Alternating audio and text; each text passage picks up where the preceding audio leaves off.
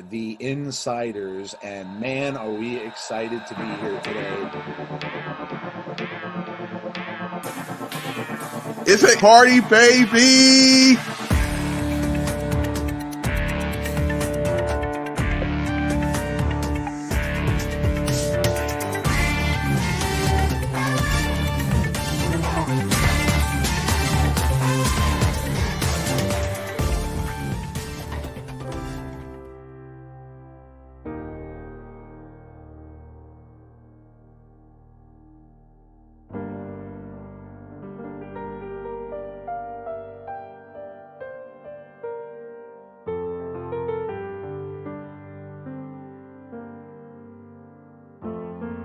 California. And thank God, Mean Gene, I got my pump back, man. You know, the pythons are ready. The largest arms in the world. Yeah, I'm glad they are because I checked.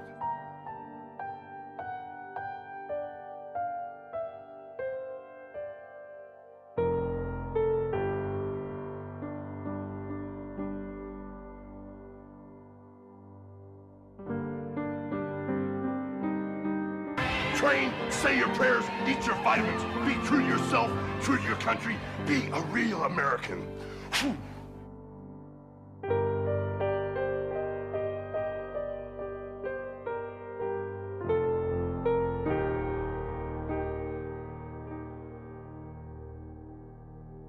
Hey everyone, so I am, even though we're going to talk about something that is unfortunate and a sad topic, obviously we're discussing the legacy of Hulk Hogan, but I'm really excited to be joined by someone so near and dear to me and to this channel. And if you are someone that's been with us since the beginning, you're going to know exactly who this is as soon as they start speaking. I'm just going to turn it over to them and have them say hello and kind of reintroduce themselves to the new audience. But my friend, go ahead and tell everyone who you are, and yeah, we'll Hello, start from everyone. there. I've missed you, first of all. I'm Brandi Smith. Jeff and I were partners on a little show a while back on this channel. And I've been a friend of the Insiders almost since the beginning. But what is special about my relationship with the Insiders channel is that I'm a fan first and foremost. And the thing that's special about the Insiders is it's a channel that's by fans for fans. And in the beginning, I got the extreme pleasure of being a guest on one of their first shows. And we got to talk about my fandom and how it began and how it emerged in my life and why it was so special. And for you new guys to the channel, thank you so much for being here. And I'm a blind wrestling fan, but I've enjoyed wrestling since I was very, very young. And I'm a blind wrestling fan. And I think that was interesting to Jeff and Joe, but we also shared a similar wrestling fandom and how we grew up, and it drew us together. And through our conversations, we realized that we loved a lot of the same things about wrestling. And our love of wrestling is what made us excited to talk about wrestling and to talk about the history of wrestling and to talk about current wrestling as well. And so I got to be a part of the team on a little show that Jeff and I did called The Hot Tag, and also on pay-per-views. And it was one of the most incredible experiences of my life. So I'm happy to be with you all this evening. I'm happy to be with Jeff because he is a friend as well as my partner in podcasting. And I'm happy to be here with all of you because you share something that I love very much, which is wrestling. Awesome. Awesome. Yeah, we go a ways back, and you talk about the hot tag and our discussions. One of the Oddly enough, one of the very first discussions we had, Brandy, was talking about Hulk Hogan, and um, I think back to having that conversation, and I never thought that I didn't think we'd be doing this now. But what are your thoughts on the legacy of Hulk Hogan, and even if you want to talk a little bit about the conversation we had previously, but just thoughts on the legacy of Hogan. I remember telling you guys the first wrestling event I suppose I ever watched was my cousin had brought a video cassette tape. I don't know if you guys know what those are, but we used to have these things called VCRs, and they required video cassette tapes. And it was a video cassette tape of WrestleMania 5. And this had one of Hogan's most iconic matches in my mind. It was called The Mega Powers Explode. And it was this huge match between him and Macho Man Randy Savage. And Miss Elizabeth was in a neutral corner. And it was their great face off because they had been these incredible friends for years and years, and they had been a tag team, but there had been this huge rift between the two of them, and they were going to have this huge face off at WrestleMania 5. And this is the 1980s where everything is bigger and better and glitzier. And it was held at one of Donald Trump's casinos back when he was a real estate mogul, not the president of our country. And I believe he was even there at that WrestleMania. And it was huge. I mean, there was nothing bigger than Hogan at the time. He was the biggest baby face on the planet, and Hogan was a baby face. This was much, much, much before his WCW days where he was nothing but a heel, and he did that famously as well. But this match was the first memory I have of Hulk Hogan. And we wore that tape out. And I fell in love from the first viewing, and I think I was maybe around 6 or 7 years old watching this, and I was in love from the beginning. And when I say I'm a blind wrestling fan, I'm totally blind now, but I in my younger days I had some sight, and I could see, colors on the television and a little bit of movement, but I couldn't really tell what was going on. So my imagination was immediately engaged from all of the commentary and the noise that I could hear and the promos. And it captured my imagination. Yeah, and I mean I think coming from you, Randy, and we've said this before here, but what's the importance of commentary to visually impaired fans? I'm sorry, Jeff. What? What's the importance? Can you talk a little bit about the importance of commentary to visually impaired fans? Oh, it's extremely important because that's where you get not only what's going on in the ring, you get the excitement of the storyline. You get the excitement of the atmosphere of where they are. You get all of those intangible things that are happening in the storyline, happening outside of the storyline that you can pick up in the announcers' voices in some cases. And also, what's happening in the arena that you can pick up in their voices. Um, you get Each commentator has their own perspective, and you get that from them, from how they say certain things, from how their inflections are. You know, you can get a totally different perspective from the same match, from how you hear the great JR call a match, from how you hear JBL call a match, from how you hear um, Tony Schiavone call a match, Dusty Rhodes, how he used to call a match.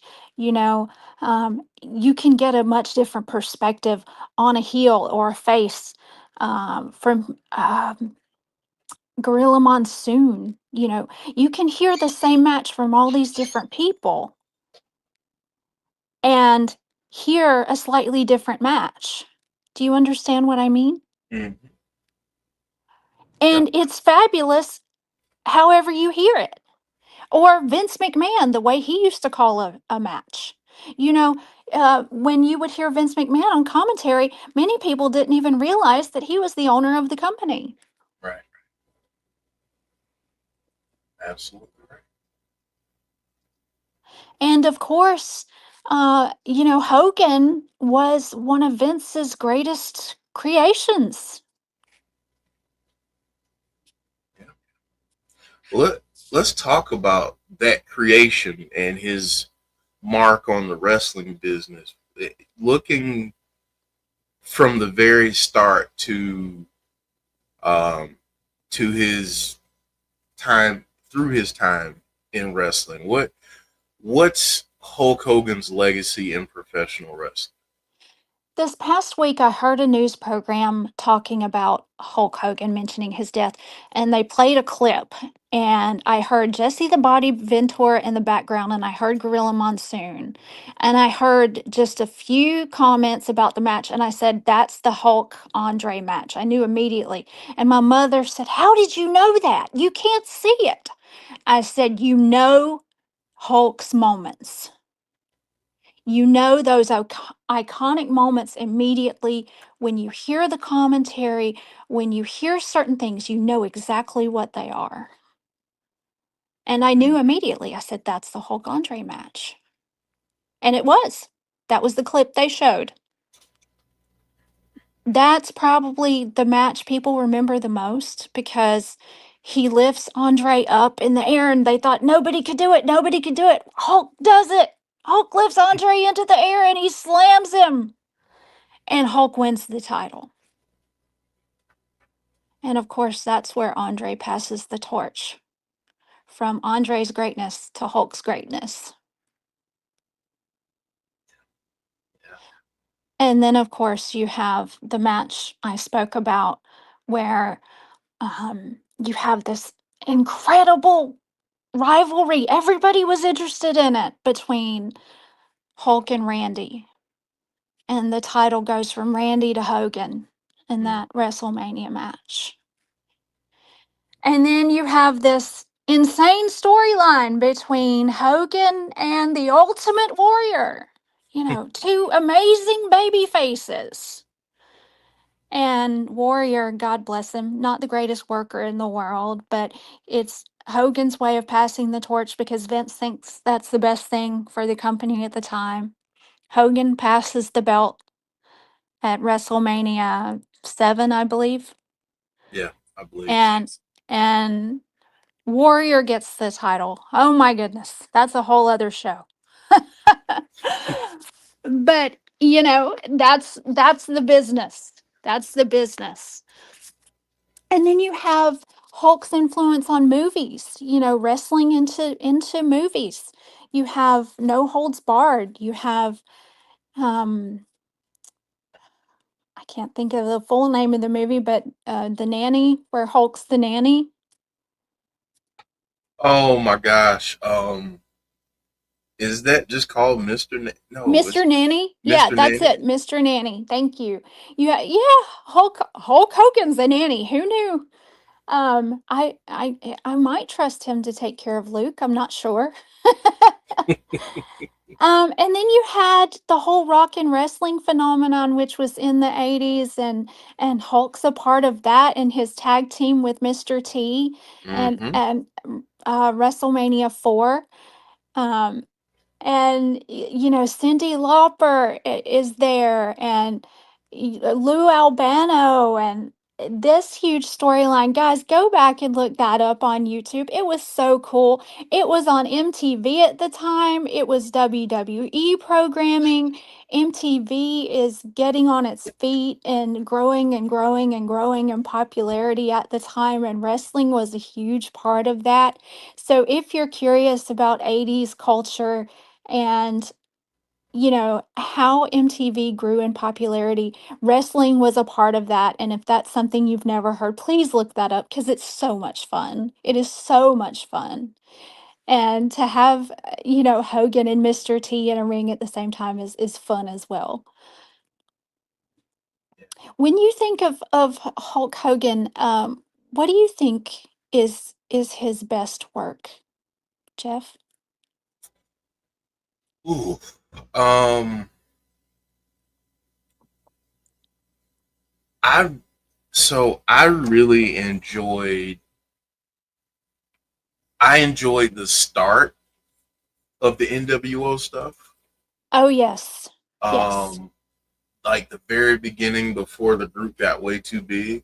Um, Right. I really enjoyed that. Obviously, the stuff um, in the 80s as a kid and seeing him, be larger than life. Obviously, all of that, and to say your prayers and Take your eat your vitamins vitamins. and Yes. that kind of thing. That was big for me. But honestly, and I don't know that this gets mentioned enough, but what he did on the back end of his career, especially those latter years right after the WCW closure, going back to WWE, and in particular the match with The Rock, the WrestleMania match with The Rock.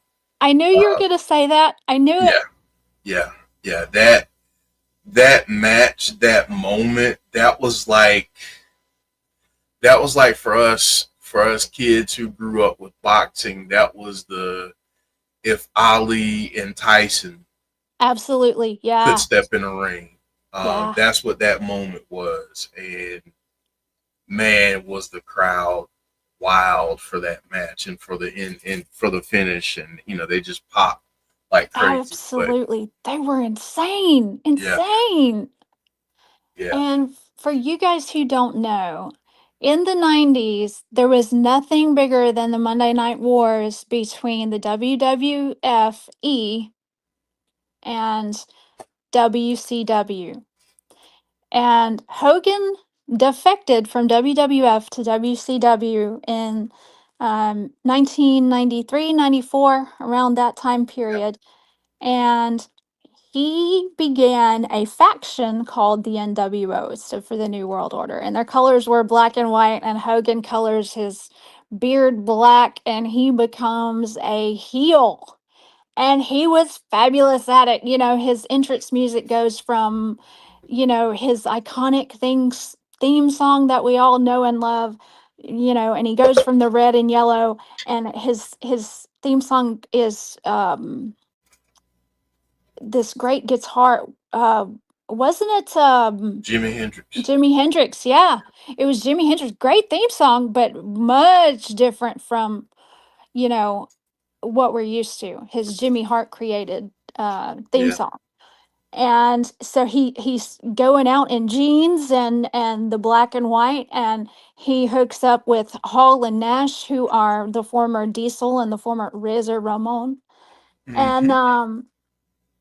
and they create this faction called the NWO, which rides roughshod over WCW for years, and people love to hate them and they love them. And it was fascinating television. Who are they going to attack next? They threw Rey Mysterio like a lawn dart Oh my God. across a field somewhere, wherever Nitro was recording that night. I'll Yeah, never forget that. right into a TV production truck. Yes, I will never forget that. I mean, they did these horrible, dastardly deeds, and Hogan was the head of it, and whatever Hogan said goes. But they were so cool. They were so cool. I mean, with the Hall and Nash with the sunglasses, and Diesel was absolutely big, sexy, and The video packages being done yes, in black and white. yes, black and white, very old school, very Mhm. cool, very, very edgy, very edgy. Much credit to Eric Bischoff. Much credit. Um, Love him or hate him, I happen to love him because you love to hate him. Him in his leather jacket and his blue jeans back in that era. Um, and Hogan did some of his best work. His match with Goldberg in Atlanta in the Georgia Dome for the Yeah, title. I mean, that was huge. It was yeah, absolutely huge. You yeah. know, Because at that time, all while Goldberg was phenomenal and had this yes. impressive streak, he was still relatively unknown to the larger wrestling world, and that win, I would say, definitely began to put him in the conversations with some of the most popular folks at that time. Yes, and his popularity was growing at a fever pitch at that point in time. Yeah, yeah. At that point in time, he was really gaining in popularity, and this match really put him over the top as far as popularity, as far as I'm concerned, in his WCW time.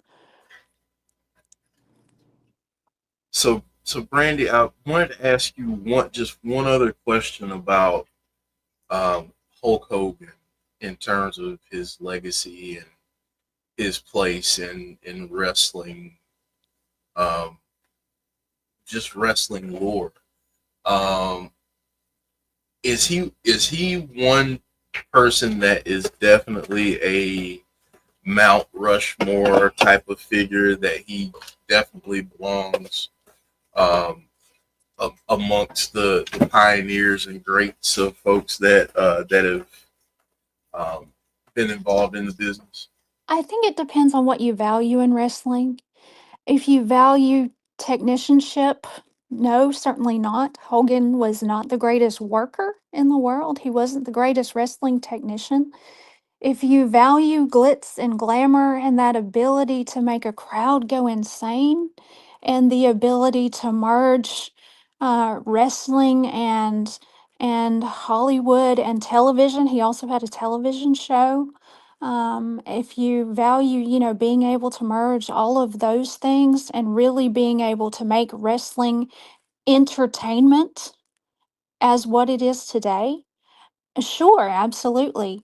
Um, but if you're a purist, no. Um, but it depends on what you value. I think he's in the top 10 of wrestlers. Absolutely. He deserves to be in that top 10 because of who he was, what he did for the business, what he was able to accomplish, the fans he drew to the business. But is he on my personal Mount Rushmore? No. And I feel bad for that because of how much I loved him as a child. I had the Hulk Hogan wrestling buddy. I cried when Earthquake squashed him and you thought Hogan was never going to come back. Yep, You know, I I, remember that. you know, um, those storylines that make you think he's never going to come back, and oh my God, my hero has gone away. Um, but yeah, he left an indelible mark. The red and yellow is going to live forever, in those hearts and minds of those of us who loved him as children and who loved him as adults. I hope we can pass his legacy forward. I hope those who are in the business now can take something of what he did and carry it forward. Yeah. Do you? I guess I lied and said that was my last question. This is my last question. I would say though. I guess. Um, going thinking back to what WWF was at the time that Vince kind of brought Hogan along and his popularity exploded. Um, do you think that Hogan was instrumental in kind of saving WWF and helping pivot to kind of what the presentation, kind of the glitz and glamour, as you say, that we see today? Without a doubt. Without a doubt. Without Hogan, I don't think it would have grown to what it is.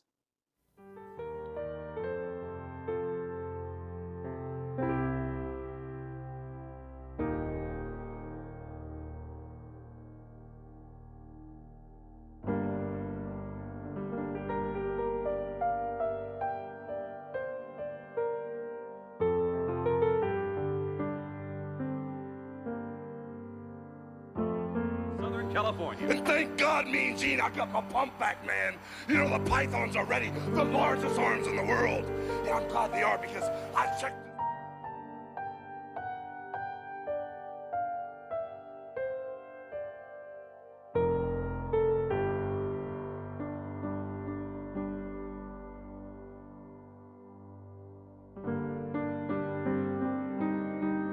Train, say your prayers, eat your vitamins, be true to yourself, true to your country, be a real American.